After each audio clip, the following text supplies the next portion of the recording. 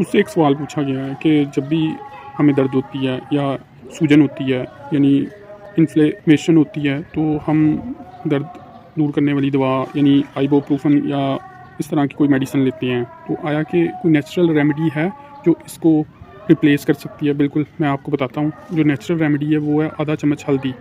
वो क्यों? क्योंकि इसमें बेसिकली करक्यूमिन होता है। ये वो एलिमेंट है या वो मुरक्कब है जिसकी वजह से बेसिकली क्या होता है कि आपकी बॉडी में जो 4 मास्टर स्विचेज़ हैं वो ऑफ हो जाते हैं, जिसकी वजह से आपकी बॉडी सोज़श से, इन्फ्लेमेशन से और दर्दों से अपने आप को बचा लेती है।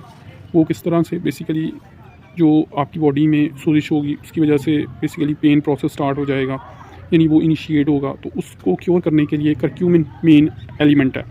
यानी इसमें अगर हम बाकी और कुदरती चीज़ें शामिल करना चाहें तो वो fish liver, cod liver oil है, यानी जो फ़िश कैप्सूल्स मिलते हैं वो भी इसमें शामिल है।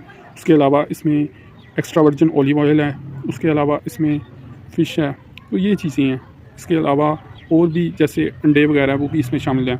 तो ये चीज़ें आप यूज़ करेंगे, जैसे कि अंडों में कोलिन होता है तो वो आपकी बॉडी के लिए बहुत अच्छा है। इसी तरह कुछ लोग जो स्लीप डिप्राइव्ड होते हैं, यानी उनकी नींद पूरी नहीं होती, या जिम में बहुत ज़्यादा एक्सरसाइज करते हैं, यानी for the long hours they spend in gym for wellness and fitness, वो भी उनके लिए ख़तरनाक हो सकते हैं। तो उस कंडीशन में भी बेसिकली जो लोग पेन, सोजिश, इन मसाइल का शिकार हो सकते हैं। लेकिन वो तब होगा जब आप इस चीज़ की ज़्यादती कर देंगे।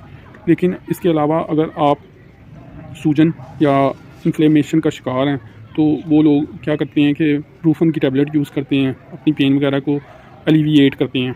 तो इस चीज़ को आप नेचुरली भी कंट्रोल कर सकते हैं। उसके लिए हल्दी यानी टर्मरिक बेस्ट रेमेडी है। इसके अलावा आप मेरे साथ मेडिकल अपॉइंटमेंट भी बुक कर सकते हैं। Thank you.